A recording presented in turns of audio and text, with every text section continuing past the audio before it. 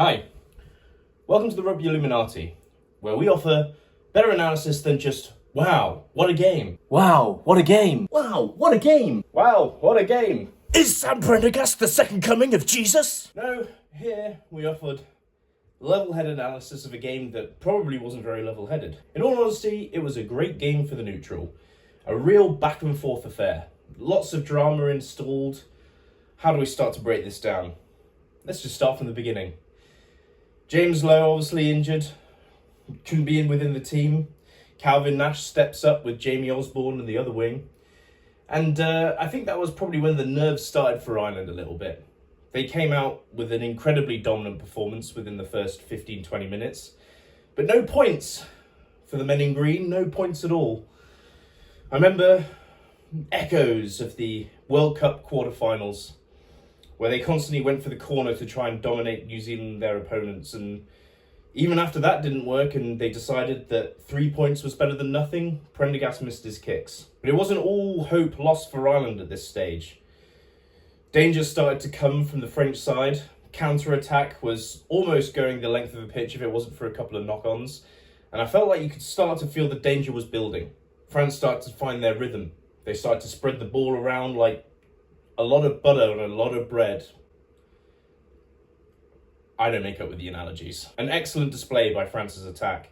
Whipping the ball left and right, going up the centre, going up to the right, going up to the left, and then up the centre again. Offloads were going off like crazy. Dupont had really found a rhythm into this game. Excellent ball distribution, dancing around that gain line like a little crazy gnome with magical forces in his bones, in his blood, jumping around like nobody's business. He was truly excellent.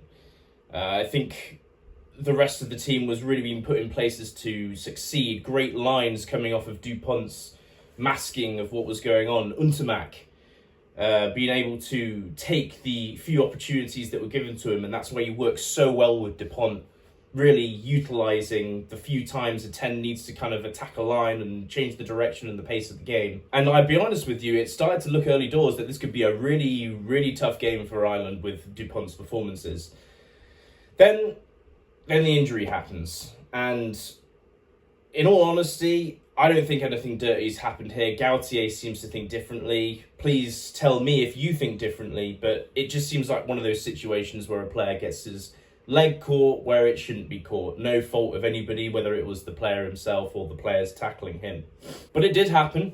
I think we all collectively, unless you're Irish, all kind of just sighed a little bit in seeing that the greatest player that may have ever played the game get injured, you know? He went out, it looked serious, it looked like it was something in the knee, and those knees, you know, things can go badly with them. And Luku was the only back that was on the bench. The controversial decision for France to only take one back and 7 forwards. My fear with Luku being on the bench is that he would come on later in the second half and Dupont would have to move to 10, where I feel like he's much less effective. But Luku came on, and I guess my biggest fear was that when this has happened in the past, Luku playing for France, it doesn't go so good. You know, we look at the Six Nations last year, and in all honesty, I think the attack of France really deteriorated with Luku at the helm while Dupont was off playing sevens. And I guess that was my fear, that it felt like it was a game that France just had to kind of hold on to. Those of you that don't know that Luku has been playing excellently for Bordeaux this year. Bordeaux are looking like a true tour de force at the moment. They're a very different team to Toulouse, which we'll get into later.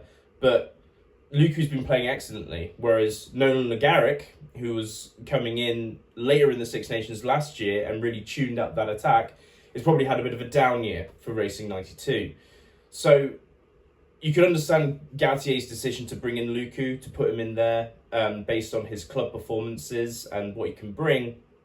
And I do think the first half, the remainder of it anyway, with Luku being on the pitch, it was a survival effort. It was trying to get some sort of rhythm in the attack. It looked a little bit disjointed. It felt that France were a little bit je ne sais quoi, not as good. So yeah, I was a little bit worried when we went into half time, and Ireland, I think, had just picked themselves ahead at the end of the first half. I thought it was probably more than likely game over. But then the French did something I was not expecting, and they came out and managed to change their game plan entirely and the way they attacked the game to completely seal this off and make Ireland look like doo-doo heads. They managed to change the style of play, and as I was talking before about the differences between Toulouse and Bordeaux, I'm going to get into that right now because I really feel like that's what we saw in this team. That's what changed in this game. Toulouse like to play an expansive style of rugby where they're going to hammer it down your throat, constantly offloading, with guys that are over 6 foot and over 100 kilos, being able to have the mental and physical dexterity to just make you look silly at the same time. They'll power over you, they want the ball in their hands, they want to run from their own half, they want to run all over the place, they want to run over you, they want to run, okay? That's what Dupont does. He takes the ball, he sucks in defenders with his dancing, he allows other players more space on the outside by sucking those in. He knows when to go to forwards, to backs, to crossfield, where the ball needs to go at all times. That's not Bordeaux's play. No, Bordeaux is more counter-attaqueur. I don't know if that's French or Japanese, but they like to give the ball away. They want to defend with bravery. They want to compete with the high ball, and that's exactly what you saw Bordeaux do yesterday, or should I say, France. Yes, Luku's box-kicking game was superbe. It was excellent. It was everything that Steve Borthwick wants from his box kicks, but jealously has to look over the sea for the boys in blue and how they do it. They were sublime. They were competitive constantly. They won possession for France and gave themselves a chaotic defensive backline to really take advantage of. It was excellent to see. It was a real Bordeaux-like performance. It was magnifique. But it wasn't all that. There was solo efforts, I think, from players in there that were excellent. First of all, I can't name someone singularly in the pack because I felt like the units and the guys that came on, all units within their own regard, were excellent today. The plan of having 7 forwards on the bench, a risky one, paid off. It meant that they had 2 engines to rely on to drive this team forward. I can't remember many times that Ireland managed to successfully jackal the French. Can you? No, that's because they were always there on time and ready to deliver quick ball for Luku. Other individual performances as well. I think Barise on that outside centre channel managed to, I think, utilise his speed and get round Robbie Henshaw more than once. It was a sight to see. I also think the wings, both of them, Pennard and Bielle-Biarrey, I think were truly excellent today. Bielle-Biarrey, he's so quick. He can just turn a minuscule amount of space into a gaping hole, and he just manages to get through it every single time. And Pennard, I think, had a complete return to form. Gaultier trusting him, even though he had a mid-performance against England earlier in the Six Nations, but I think we really saw a return to form for him. And I'm really kind of building to a crescendo of this back three of the player that I think should have won man of the match. I was in a pub, I could not hear the commentary and who it was, but Thomas Ramos, I think, had a performance for the ages. Not only was his goal kicking excellent, his kicking out of hand was also superb.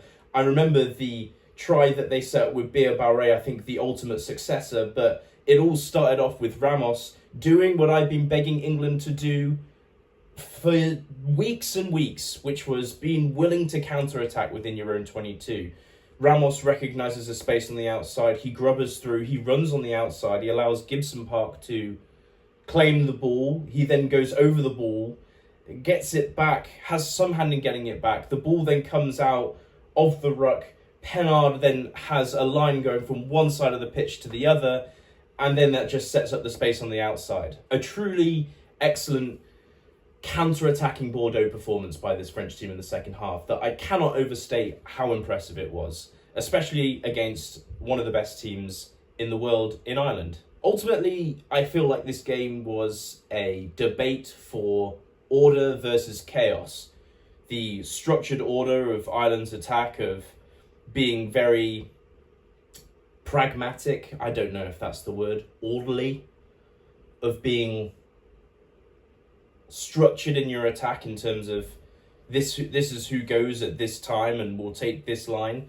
And then that was then played against, what do you see in front of you? What do we feel like we can do? What do I feel like I can do individually at this one point in time? And I think today chaos won. And I think for the good of rugby, that was good. Ultimately, these are two still great teams, and neither team is any lesser for this performance. And we just got to enjoy it and enjoy a great rugby game today. But I would say that something that I think Ireland could have done early on was just take the points. And I just feel like maybe we're talking about a very different game here that, you know, I think there was probably at least a few opportunities to Ireland to take 9 points or 12 points at the beginning of the game. And I know that wouldn't win them with the final score, but it may change the way that France played. You know, I definitely felt that after France got that first try and they were up 5-0, that just gives you so much confidence when you're away from home, that you've absorbed so much pressure, you've had no points scored on you, and then you've just gone the entire length of the pitch and you scored. It changes the game completely. It makes France start to chase it. I think not many teams do get nervous at this level, but I think if you're chasing a 12-point game rather than a 0-point game, it changes the way that France looks at the game and how they want to play it. But I don't know. I feel like I need to watch the game again to truly understand how this happened. But yeah, thought I would just get my reaction out there and see what you guys think. And hopefully this sparks the great debate and conversations we always have in this channel. Anyway, I'm out of things to talk about. My leg is starting to seize up being in this position, so I'll catch you in the next one.